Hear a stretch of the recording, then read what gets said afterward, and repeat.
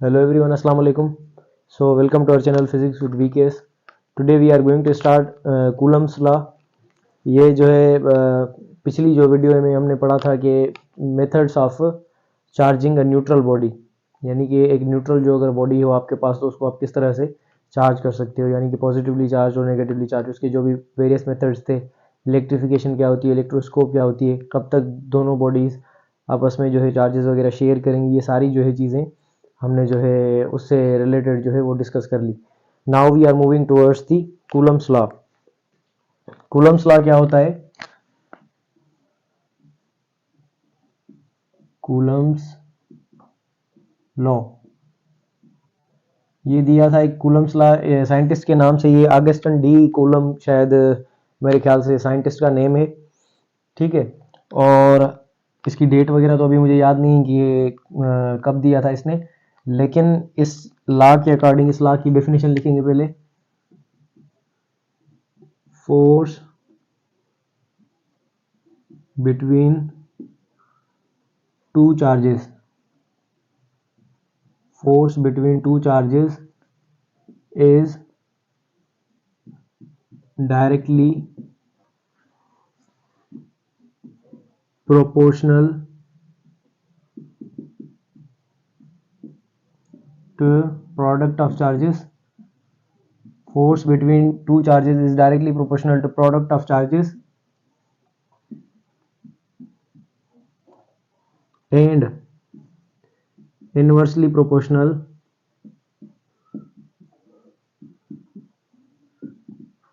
to square of distance between them। तो ये law का जो है वो फॉर्म है, इसकी डेफिनेशन है। उसके अकॉर्डिंग हम क्या बोलेंगे कि फोर्स बिटवीन टू चार्जेस, यानी कि जो भी दो चार्जेस होंगी आपके पास, उनके दरमियान में जो फोर्स है वो प्रोपोर्शनल है प्रोडक्ट ऑफ चार्जेस के साथ, ठीक है। और इनवर्सली प्रोपोर्शनल है किसके साथ? Square of the distance between them. किसकी बात हो रही है? इलेक्ट्रिकल चार्जेस की, ठीक है।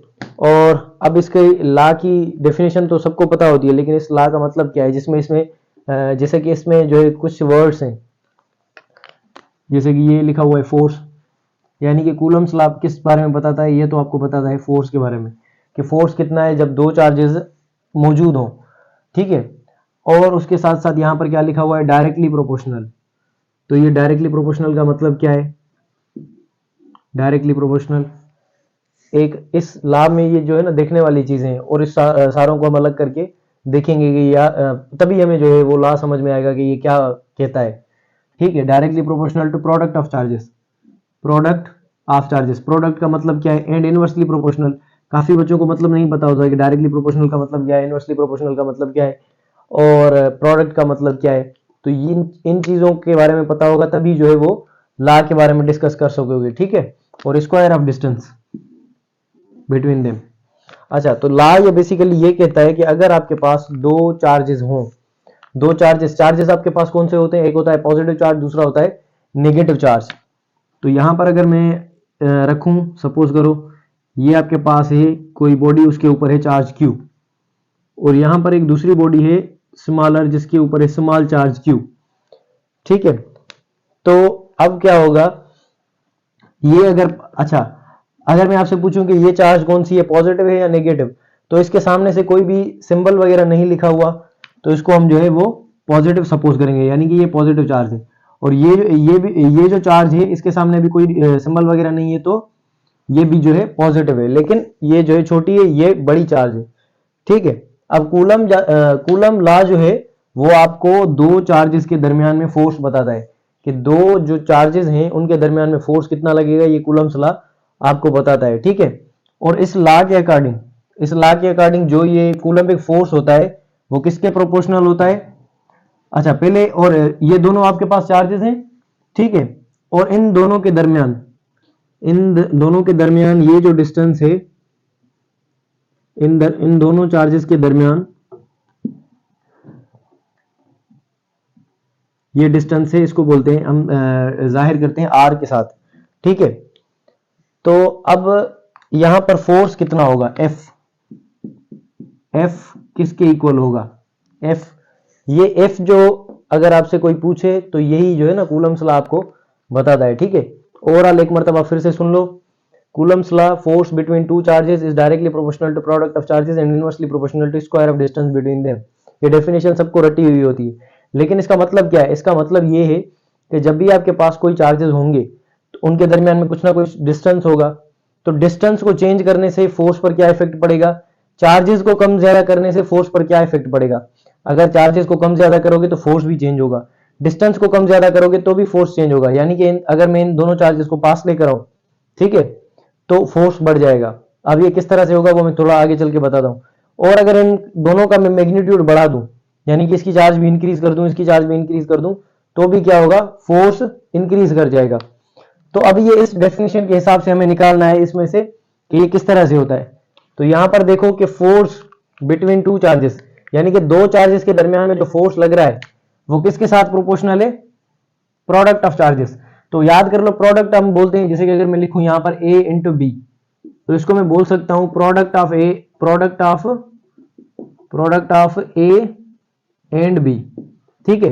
तो इसी तरह से ये जो फोर्स है ये प्रोपोर्शनल है किसके साथ, product of charges, product of charges. Charges कौन से हैं आपके पास, एक ये Q है और दूसरा स्मॉलर Q है, या इसको इस तरह से भी लिख लो, एक Q1 है और दूसरा Q2 है, ठीक है। तो फोर्स आपका किसके साथ प्रोपोर्शनल होगा, डायरेक्टली प्रोपोर्शनल।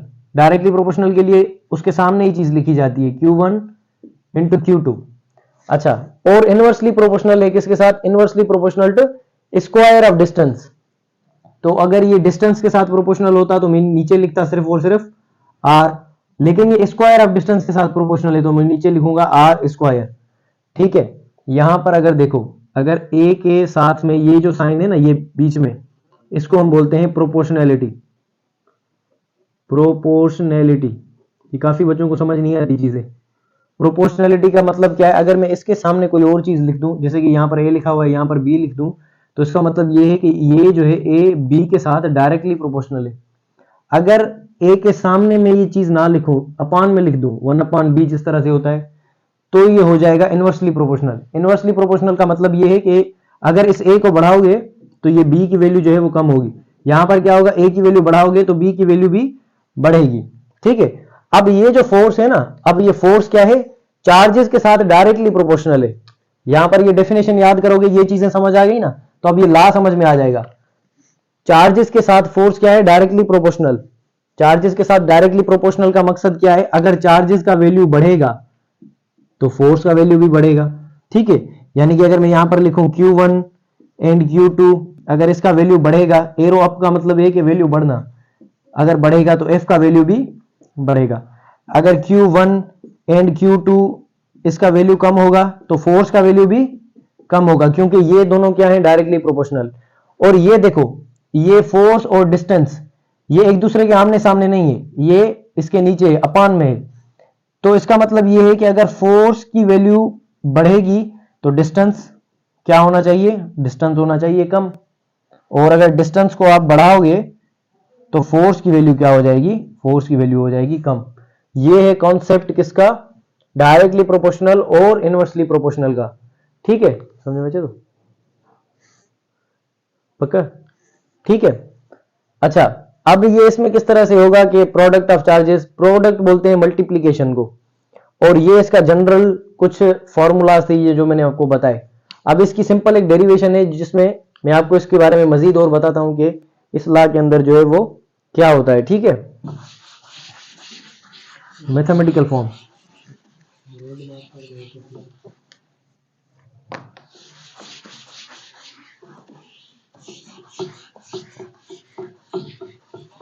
कूलम्स लॉ की डेफिनेशन यही है, सिंपल है, इसमें कोई परेशानी वाली बात नहीं है, सिंपल डेफिनेशन है, इसको बस डेफिनेशन को याद कर लो। बाकी ये जो चीजें हैं मैथमेटिकल और आने वाली जो प्रॉब्लम्स वगैरह आते हैं वो बाकी चीजों पर आते हैं, डेफिनेशन वगैरह आपसे जो है वो कम पूछी जाती है। अब आपको मैंने क्या बताया कि ये जो फोर्स था डेफिनेशन के अकॉर्डिंग ये किसके साथ प्रोपोर्शनल है, डायरेक्टली प्रोपोर्शनल। ये दोनों चार्जेस के साथ, दोनों चार्जेस के प्रोडक्ट के साथ, ठीक है। Q1 इंटू Q2, बीच में कोई सिंबल नहीं है, इसका मतलब ये है कि मल्टीप्लीकेशन है, और मल्टीप्लीकेशन को ही आप प्रोडक्ट बोलते हो। यानी कि फोर्स डायरेक्टली प्रोपोर्शनल है किसके साथ, प्रोडक्ट ऑफ चार्जेस के साथ। यानी कि जो दो चार्जेस है ना जिनके दरमियान में हमें फोर्स निकालना है, उन दोनों की मल्टीप्लीकेशन के साथ। अगर मैं आपसे इस तरह से बोलूं कि एक चार्ज जो है, सपोज करें कि कोई बॉडी है, एक यहां पर एक दूसरी बॉडी है, इसके ऊपर चार्ज है 3 कूलम, इसके ऊपर चार्ज है 2 कूलम। तो अगर मैं आपसे पूछूं कि इसमें फोर्स कितना होगा या फोर्स किसके साथ प्रोपोर्शनल है, तो आप बोलोगे फोर्स दोनों चार्जेस के प्रोडक्ट के साथ। प्रोडक्ट का मतलब क्या है कि इस 3 को इस 2 के साथ मल्टीप्लाई कर लो। तो आप क्या करोगे, 3 इंटू 2, यहां पर ये है Q1 और ये Q2, तो ये आपके पास आंसर आ जाएगा Q1 Q2, 3 into 2 6 Q1 Q2। Product का मतलब यही है कि दोनों की मल्टीप्लीकेशन। तो फोर्स पहली पॉइंट कौन सी है कि फोर्स प्रोपोर्शनल है, डायरेक्टली प्रोपोर्शनल है प्रोडक्ट ऑफ चार्जेस के साथ। दूसरा इसमें क्या है कि फोर्स इनवर्सली प्रोपोर्शनल है किसके साथ, स्क्वायर ऑफ डिस्टेंस के साथ। ये आर जो है ये दोनों चार्जेस के दरमियान में डिस्टेंस है, और एक बॉडी के सेंटर से लेकर दूसरी बॉडी के सेंटर से सेंटर तक ये डिस्टेंस होता है। काउंट आप कहां से करते हो, बॉडी के सेंटर से। एक बॉडी जो है उसके सेंटर ऑफ मास से दूसरी बॉडी के सेंटर ऑफ मास तक ये जो है आप डिस्टेंस निकालते हो एग्जैक्टली सेंटर पॉइंट से, और वो जो डिस्टेंस होता है उसको आप आर से जाहिर करते हो। Force directly proportional to product of charges, force inversely proportional to square of distance. यहां पर क्या आएगा, स्क्वायर। अच्छा, अब यहां पर देखो ये फोर्स सेम है, तो यहां पर मैं नीचे लिखूंगा सिर्फ एफ सेम, इन दोनों को मैं ज्वाइन करूंगा, प्रोपोर्शनलिटी सेम। तो यहां पर मैं लिखूंगा Q1 Q2 upon R square. अब प्रोपोर्शनलिटी को हमें हटाना है, प्रोपोर्शनलिटी को हटाकर हम एक कांस्टेंट देते हैं, तो यहां पर जो कांस्टेंट आएगी वो क्या आएगी, के। ठीक है, अब के क्या होती है ये मैं आपको बताता हूं, Q1 Q2 upon R square. ये है form of mathematical form of Coulomb's law, और ये मैग्नीट्यूड के बारे में बताता है। इसको आप क्या बोलोगे, mathematical form of Coulomb's law. अच्छा, अब यहां पर ये के का मतलब क्या है, ठीक है, के जो है ना ये है मटेरियल कांस्टेंट। के आपके पास क्या होती है, ये होती है मटेरियल कांस्टेंट। मटेरियल कांस्टेंट या इसको आप बोलते हो मीडियम कांस्टेंट, दोनों बोल सकते हो। के जो है मीडियम कांस्टेंट होती है, और के का जो वैल्यू है, यानी कि के किसके इक्वल होती है, के इक्वल होती है आपके पास 1/4 पाई एप्सिलॉन, 1/4 पाई एप्सिलॉन इसके इक्वल होती है। अच्छा, अब इसमें सवाल आ जाता है कि एप्सिलॉन क्या है, क्योंकि 4 जो है कांस्टेंट है, पाई भी कांस्टेंट है, पाई का वैल्यू कितना होता है 3.14, आगे चलता जाएगा। ठीक है, एप्सिलॉन ये जो ई है इसका मतलब क्या है, ये absolute permittivity, absolute permittivity. E किसके इक्वल होती है, E is equal to epsilon naught into P R. ये जो है फॉर्मूला आपको याद करना है, एक ये फॉर्मूला याद करना है। अगर मैं आपसे पूछूं कि एब्सोल्यूट परमिटिविटी किसके इक्वल होती है, तो यहां से आप डेफिनेशन निकाल सकते हो, लेकिन उससे पहले आपको ये बाकी दो चीजों का भी पता होना चाहिए। यहां पर ये ई आर लिखा हुआ है, ई आर का मतलब क्या है, ई आर का मतलब है, आर है ना, तो आर से रिलेटिव परमिटिविटी, आर से क्या होगा, रिलेटिव परमिटिविटी। और एप्सिलॉन नॉट ये जो है ई नॉट या ई जीरो जो लिखा हुआ है, इसको आप बोलोगे परमिटिविटी या free space, permittivity of free space. ठीक है, तो यहां से इसकी डेफिनेशन आप बोल सकते हो एब्सोल्यूट परमिटिविटी की। यहां पर इन दोनों के दरमियान में क्या है, मल्टीप्लीकेशन।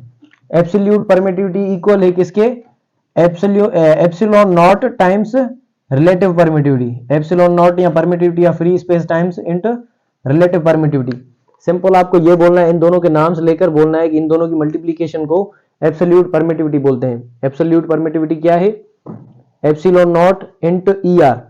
एप्सिलॉन नॉट का नाम अगर ले लेंगे तो क्या बोलेंगे, permittivity of free space into relative permittivity is known as absolute permittivity. ठीक है, तो इस तरह से जो है आप बता सकते हो। या मैं अगर यहां पर लिखूं तो किस तरह से लिखूंगा,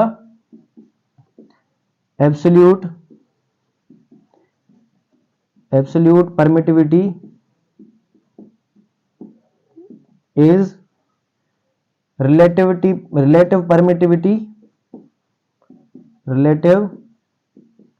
permittivity times permittivity या free space of free space। इसका मतलब बस सिंपल यही है कि epsilon not times into E are, ये जो मैंने लिखा है डेफिनेशन, इसका मतलब यही है epsilon naught into E R. Epsilon not क्या है? अपना परमिटिविटी या फ्री स्पेस, ई आर क्या है? Relative permittivity.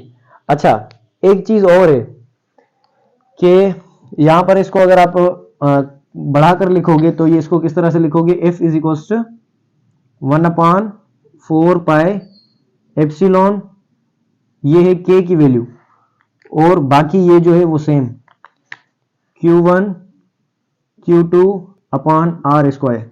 अब ये जो वैल्यू है ना, ये के की वैल्यू है, ठीक है। यानी कि यहां पर इसको हमने ओपन करके लिखा है F is equal to 1/4 pi epsilon Q1 Q2 upon R square, ठीक है। आई होप कि समझ आ रहा होगा। थोड़ा सा ये कॉम्प्लिकेटेड है, लेकिन इसको इजी करके समझेंगे सवाल किस तरह से आते हैं वो करेंगे ना, तो ये आपको बिल्कुल क्लियर हो जाएगा, ठीक है। याद करने वाली थोड़ी चीजें हैं इसमें, यानी कि याद करने वाली थोड़ी चीजें ज्यादा हैं इसमें, उसके बाद अगर इसको आप देखोगे तो बिल्कुल इजी लगेगा। अच्छा, एप्सिलॉन किसके इक्वल है? ये है आपका एब्सोल्यूट परमिटिविटी ई, वो किसके इक्वल है? Epsilon naught into E are. तो यहां पर इस ई की जगह पर हम वो भी रख सकते हैं, F is equal to 1/4 pi epsilon naught into E R Q1 Q2 upon R square. अच्छा, यहां पर याद करने वाली एक चीज और है कि जो ई आर होती है ना, ई आर, ये जब मीडियम आता है, मीडियम, तो मीडियम के साथ ये जो है वेरी करती है। यानी कि जिस तरह से मीडियम अगर चेंज होता जाएगा तो ई आर की वैल्यू भी जो है वो चेंज होती जाएगी। ई आर जो एयर का होता है, यानी कि एयर की जो वैल्यू होती है ई आर की, वो कितनी होती है? रिलेटिव परमिटिविटी, वो होती है 1 के इक्वल, ठीक है। और वैक्यूम की भी तकरीबन 1 सपोज की जाती है। वैक्यूम की हालांकि एग्जैक्टली 1 है, एयर की 1.006 है, ठीक है, लेकिन तकरीबन दोनों को बराबर ले लेते हैं, ठीक है। तो यहां पर देखो, एयर की जगह पर ई आर की वैल्यू 1 होगी। तो अगर ये दोनों चार्जेस एयर में रखी हुई है ना, अगर ये दोनों चार्जेस Q1 और Q2, इन दोनों के दरमियान में अगर फोर्स एयर में लग रहा है, तो एयर में लगने की वजह से यहां पर ई आर की वैल्यू क्या हो जाएगी? ई आर की वैल्यू हो जाएगी 1। तो यहां पर ये ई आर हम हटा देंगे, यहां पर लिखेंगे 1, जिसका कोई इफेक्ट नहीं होगा, और ये जो है फोर्स बन जाएगा कौन सा? Force in air 1/4 pi epsilon naught Q1 Q2 upon R square. अगर ऐसा कोई एक्सप्रेशन आए और आपसे पूछा जाए कि ये फोर्स किसके अंदर होगा, एयर के अंदर या मीडियम के अंदर, तो आप बोलोगे कि ये जो है वो फोर्स है फॉर एयर, ठीक है। अब दोबारा से सुनो इसके बारे में ओवरव्यू। फोर्स, कूलम्बिक फोर्स जो आपका होता है वो प्रोपोर्शनल होता है किसके साथ? प्रोडक्ट ऑफ चार्जेस के साथ। Product of charges, product of charges का मतलब क्या है? कि दोनों चार्जेस की मल्टीप्लीकेशन। अच्छा, फोर्स को हम किस तरह से चेंज कर सकते हैं? फोर्स देखो ना, फॉर्मूला में कौन कौन सी चीजों पर डिपेंड कर रहा है? फोर्स डिपेंड कर रहा है के के ऊपर भी, फोर्स डिपेंड कर रहा है चार्जेस के ऊपर भी, फोर्स डिपेंड कर रहा है रेडियस के ऊपर भी। फोर्स का चार्जेस के साथ मैंने आपको रिलेशन क्या बताया थोड़ी देर पहले, कि अगर चार्जेस को आप कम ज्यादा करोगे तो फोर्स की वैल्यू कम ज्यादा हो जाएगी, क्योंकि फोर्स चार्जेस के साथ डायरेक्टली प्रोपोर्शनल है। और फोर्स की इनवर्सली प्रोपोर्शनल है किसके साथ? अपना डिस्टेंस के साथ, स्क्वायर ऑफ डिस्टेंस। अगर डिस्टेंस को कम करोगे तो फोर्स की वैल्यू बढ़ जाएगी, और डिस्टेंस को अगर ज्यादा करोगे तो फोर्स की वैल्यू कम हो जाएगी, ठीक है। अब के क्या है? के की जो वैल्यू है वो, के को आप बोलते हो मीडियम कांस्टेंट या मटेरियल कांस्टेंट। यानी कि अगर दोनों चार्जेस को आप एयर में रखो तो एयर में फोर्स अलग लगेगा, और अगर उन दोनों चार्जेस को अगर आप स्पेस में रखो तो स्पेस में फोर्स अलग लगेगा, ठीक है। यानी कि अलग अलग मीडियम में अलग अलग फोर्स लगेगा, ये चीज आपने समझनी है। अब के जो है वो, इसका वैल्यू लिखोगे तो 1/4 पाई एप्सिलॉन आएगा। एप्सिलॉन को हम क्या बोलते हैं? Absolute permittivity. एब्सोल्यूट परमिटिविटी किसके इक्वल है? Epsilon not times into E are, ठीक है। अब epsilon not times into E are, इसको यहां पर रखो 1/4 pi epsilon naught into E are. E R की एयर में वैल्यू, अगर दोनों चार्जेस एयर के अंदर है तो एयर के लिए वैल्यू होती है 1, तो यहां पर 1 रखेंगे तो सिर्फ और सिर्फ फार्मूला बचेगा 1/4πε0 Q1 Q2 upon R square. ठीक है, तो ये जनरली बनता है आपका फोर्स का एक्सप्रेशन, कूलम्बिक फोर्स का expression for in air. Air के अंदर अगर फोर्स लग रहा है तो ये एक्सप्रेशन बनेगा। मीडियम में फोर्स चेंज हो जाएगा। अब मीडियम में फोर्स किस तरह से होता है,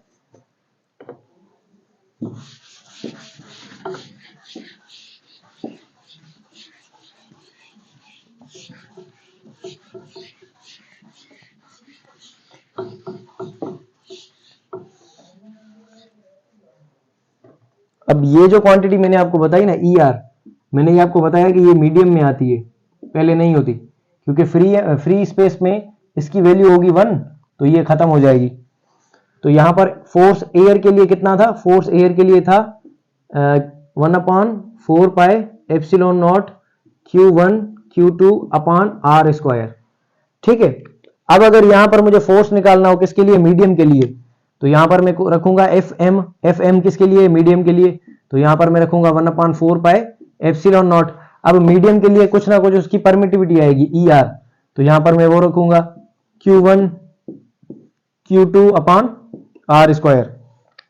अब यहां पर समझने वाली एक ही चीज है, 1/4πε0 Q1 Q2 upon R square, तो यहां पर देखो 1/4πε0 Q1 Q2 upon R square, ये जो पूरा है वो किसके इक्वल है, एफ एयर के, एफ एयर के इक्वल है कौन सा, 1/4πε0 Q1 Q2 upon R square. इसके नीचे अगर सिर्फ और सिर्फ ई आर रखें हम तो फोर्स इन मीडियम मिल जाएगा, यानी कि 1/4πε0 Q1 Q2 upon R square, 1/4πε0 Q1 Q2 upon R square, ये किसके इक्वल है, एफ एयर के।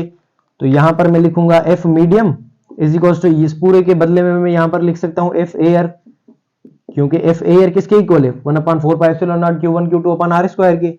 और उसके नीचे अगर मैं लिखूंगा ई आर, तो आपको जो वैल्यू है वो मिल जाएगी फोर्स इन मीडियम की। तो ये एक फॉर्मूला है आपके पास दूसरा जो आप यूज कर सकते हो फोर्स इन एयर और फोर्स इन मीडियम के लिए। ठीक है, और एक जनरल चीज जो कि इस्लाम में होती है कि अगर दोनों चार्जेस को डबल किया जाए तो फोर्स कितना होगा, तो देखो चार्जेस के साथ प्रोपोर्शनल है डायरेक्टली। तो अगर मैं बोलूं कि मैं दोनों चार्जेस को डबल कर रहा हूं, यानी कि इसको भी डबल कर दूं, इसको भी डबल कर दूं, तो दोनों क्या हो जाएंगे, मल्टीप्लाई, 2 2 is 4, यानी कि फोर्स कितना हो जाएगा, 4 टाइम्स बढ़ जाएगा। यानी कि चार्जेस को अगर दोनों को मैं डबल कर दूं तो फोर्स कितना हो जाएगा, डबल हो जाएगा, 4 टाइम्स हो जाएगा। ठीक है, अगर मैं आपसे इस तरह से पूछूं कि एक चार्ज को मैंने किया डबल, दूसरी चार्ज को मैंने कर दिया हाफ, फोर्स कितना होगा, ये 1/2 में कैंसिल हो जाएगा, तो फोर्स क्या रहेगा, सेम। और अगर मैं आपसे पूछूं कि अगर मैंने दो चार्जेस थी, उनके दरमियान में ये जो डिस्टेंस था r, अगर मैंने डिस्टेंस को हाफ कर दिया, यानी कि r/2 डिस्टेंस को हाफ कर दिया, यानी कि इसको यहां पर रख दिया कहीं पे, ठीक है, एग्जैक्टली हाफ पर, तो फोर्स क्या होगा, तो इसके साथ डिस्टेंस के साथ क्या था, आर स्क्वायर, तो यहां पर आर स्क्वायर आप नहीं रखोगे, क्या रखोगे, r/2 और ये इसका होल स्क्वायर, तो force will be proportional to 1/r square upon 2 का स्क्वायर क्या हो जाएगा, 4, और ये नीचे तो ये चला जाएगा ऊपर, तो ये आपका हो जाएगा 4 टाइम्स, यानी कि फोर्स 4 टाइम्स बढ़ जाएगा अगर डिस्टेंस को आप हाफ करोगे। तो ये जो चीजें मैंने 2-3 आपको बताई ये डायरेक्टली याद करने की है। ठीक है, अगर आपको थोड़ा बहुत जल्दी लग रहा हो तो मैंने एमडीकेट का भी एक दूसरा लेक्चर इसका इलेक्ट्रोस्टैटिक्स का अपलोड किया हुआ है, उसको में भी मैंने ये काफी चीजें जो है वो ऑलरेडी बताई हुई हैं। तो अगर किसी को समझ ना आ रहा हो तो इस वीडियो को आराम से देखो और बुक से रीडिंग भी करो, इसमें काफी चीजें याद करने की हैं वो भी याद करो, आराम से देखो, चीजें क्लियर हो जाएंगी, कोई मसले वाली बात नहीं है। ठीक है, इसमें से काफी मैंने चीजें एक्स्ट्रा भी थोड़ी बहुत बताई हैं, वो इसलिए कि ताकि आपको आगे फायदा हो। वैसे ला इजी है, बुक रीडिंग अगर आप कर लो, जो आपका एसटीबी है, एसटीबी अगर बुक रीडिंग आप कर लेते हो और अगर आराम से आपका हो जाता है तो इट मीन्स कि आपने अच्छा पढ़ा है। एसटीबी चाहे ओल्ड हो या न्यू हो कोई मसला नहीं है, ओल्ड भी अगर आपको समझ आ जाए ना अच्छे से, अगर देख लो इनफ है। अगर ये चीजें बाकी जो मैंने एक्स्ट्रा बताई हैं समझ नहीं आ रही तो फिर छोड़ दो। फिर आप अगर एमडीकेट में आओगे ना, जब एमडीकेट या ईकेट जब आप प्रिपेयर करोगे तो फिर क्वेश्चंस देखोगे इन पर, ये फार्मूलाज पर, तो फिर आप बोलोगे कि ये चीजें तो बुक में नहीं थी, तो ये चीजें बुक में नहीं थी, इसी वजह से मैंने बताई है कि आगे चल के आपको ये चीजें तंग ना करें। ठीक है, तो यही था जो है कूलम्स लॉ के बारे में। Wish you all the very best. इसके यूनिट्स वगैरह जो है वो सिंपल हैं, वो हमने डिस्कस किए हुए हैं एक पिछली वीडियो में, ठीक है। तो इसकी वजह से इसको मैं थोड़ा सा स्किप कर रहा हूँ। बाकी नेक्स्ट वीडियो इलेक्ट्रिक फील्ड पर होगी, इलेक्ट्रिक पोटेंशियल पर होगी, तो उस पर जो है मैं आराम आराम से वीडियोस बनाऊंगा ताकि जो है कॉन्सेप्ट्स आपके बिल्डअप हों, ठीक है। और ये ला थोड़ा इजी था, रिलेवेंट चीज़ें मैंने आपको बता दी। एक दूसरा लेक्चर भी है तकरीबन हाफ एन आवर का, वो भी इसी पर अपलोडेड है। तो अगर समझ किसी को ना आ रहा हो तो ये वीडियो देख लें, वो वीडियो भी आप देख सकते हो, ठीक है, क्लियर हो जाएगा। Wish you all the very best. अल्लाह हाफिज़।